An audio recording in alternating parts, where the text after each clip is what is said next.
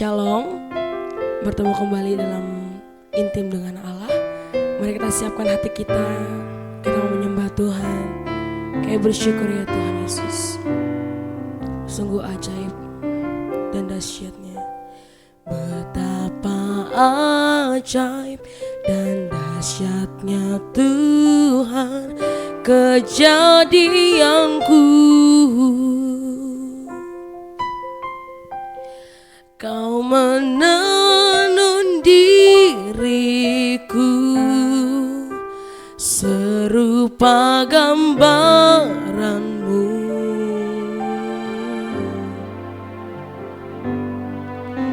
Sungguh berharga di matamu Tuhan kehidupanku. Kau membawa hatiku mendekat erat dengan hatimu.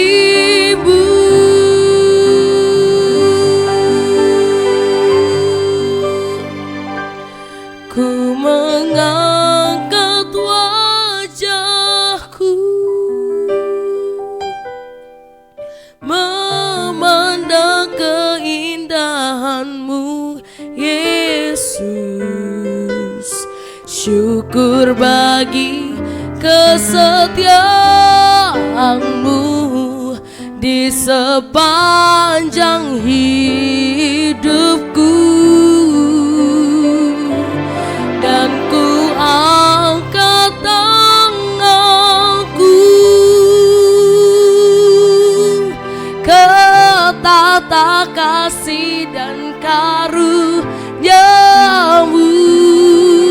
Tak sekalipun kau tinggalkanku, Yesus sahabatku.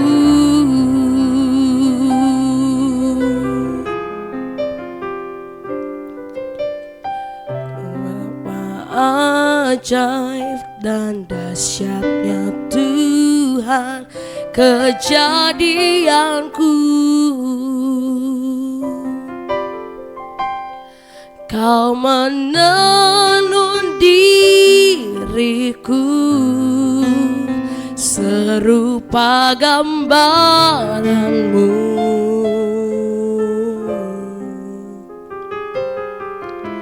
Sungguh berharga di matamu Tuhan kehidupanku.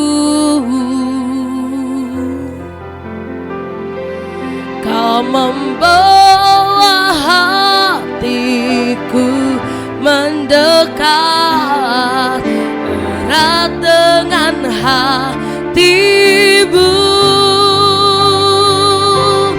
Ku mengangkat wajahku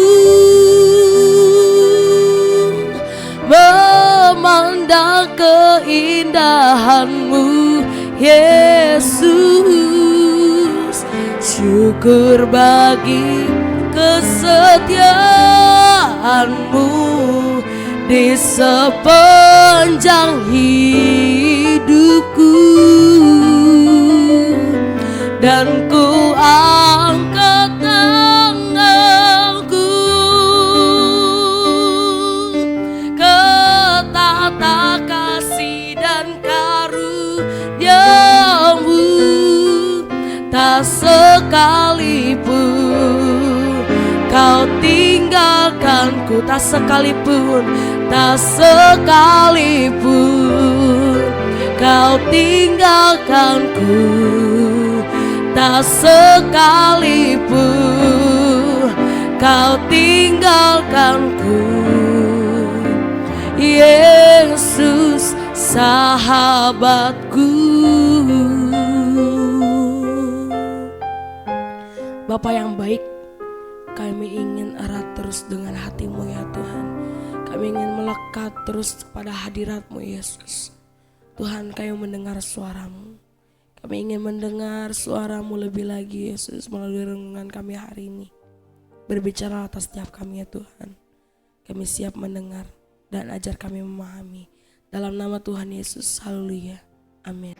Shalom Bapak Ibu Saudara yang dikasihi Tuhan. Kembali bersama dengan saya dalam perenungan intim dengan Allah. Pada hari ini Selasa 4 April 2023, kita akan bersama-sama merenungkan firman Tuhan dengan tema Mohon petunjuk Tuhan membesarkan Nasir. Saya percaya saudara sudah membaca dalam kitab Hakim-Hakim pasal 13 sampai dengan yang 15. Dan pada hari ini kita akan membaca beberapa ayat dari firman Tuhan yang diambil dari Hakim-Hakim 13 ayat 5 sampai dengan yang ke-8. Demikian firman Tuhan. Sebab engkau akan mengandung dan melahirkan seorang anak laki-laki. Kepalanya tak akan kena pisau cukur, sebab sejak dari kandungan ibunya anak itu akan menjadi seorang nazir Allah, dan dengan dia akan mulai penyelamatan orang Israel dari tangan orang Filistin. Kemudian perempuan itu datang kepada suaminya dan berkata, telah datang kepadaku seorang abdi Allah yang rupanya sebagai rupa malaikat Allah, amat menakutkan. Tidak kutanyakan dari mana datangnya dan tidak juga diberitahukan namanya kepadaku. Tetapi ia berkata kepadaku, engkau akan mengandung dan melahirkan anak laki-laki. Oleh sebab itu janganlah minum anggur atau minuman yang memabokkan, dan janganlah makan sesuatu yang haram. Sebab sejak dari kandungan ibunya sampai pada hari kematiannya, anak itu akan menjadi seorang nazir Allah. Lalu Manoah memohon kepada Tuhan, katanya, ya Tuhan, berilah kiranya abdi Allah yang kau utus itu datang pula kepada kami dan mengajar kami apa yang harus kami perbuat kepada anak yang akan lahir itu. Nah, berikutnya saya akan membacakan bagi saudara dari ayat 11 sampai dengan yang ke-13. Lalu bangunlah Manoah dan mengikuti istrinya.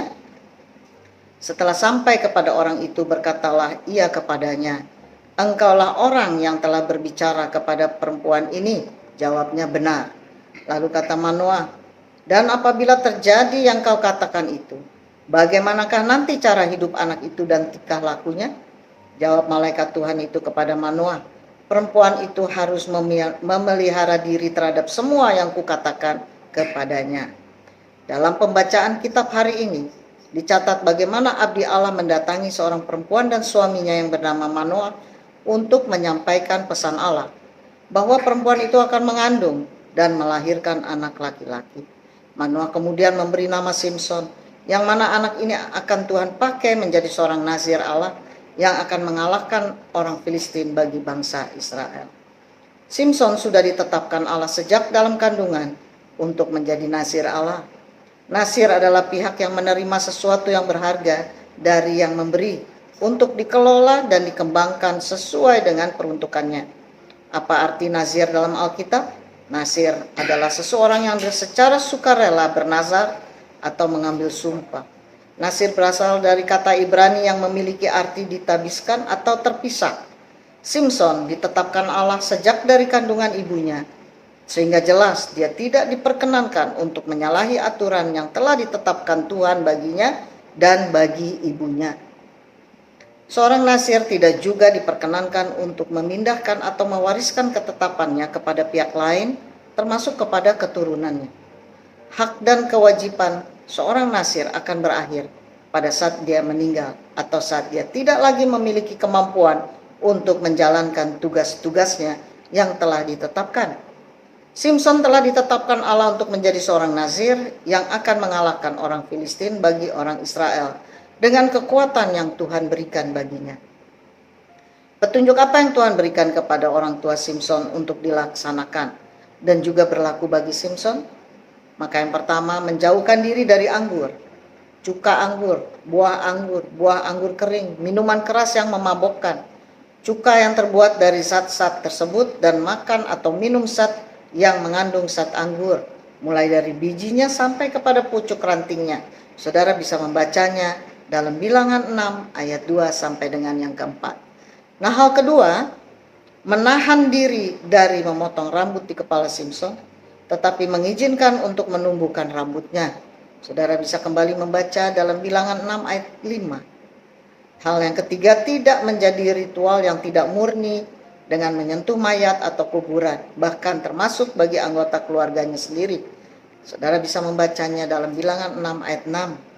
Ia harus hidup dalam kekudusan di hadapan Tuhan, yang tertera dalam Bilangan 6 ayat 8. Dan berikutnya hal kelima, jika seorang nasir secara tiba-tiba dekat dengan orang mati, maka ia harus ditahirkan, yaitu pada hari ke-7 haruslah ia mencukur rambutnya dan ditahirkan.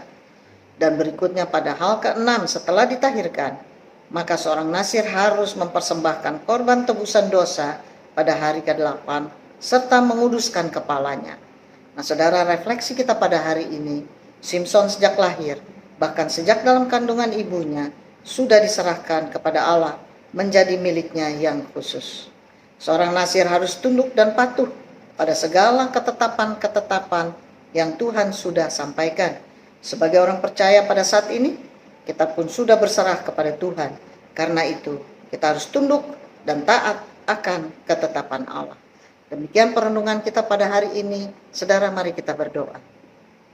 Bapa, dalam nama Tuhan Yesus Kristus, kami bersyukur buat perenungan pada hari ini yang memberikan satu pengajaran bagi kami bahwa kami tetap harus taat akan perintah-perintah Tuhan. Apapun yang Tuhan sudah tetapkan, setiap kita sebagai orang percaya untuk melakukan satu tugas yang Tuhan sudah serahkan bagi setiap kami. Terima kasih Tuhan, kami mohonkan penyertaan-Mu sepanjang hari ini, hanya di dalam nama Yesus Kristus. Kami sudah berdoa dan bersyukur kepadamu. Haleluya.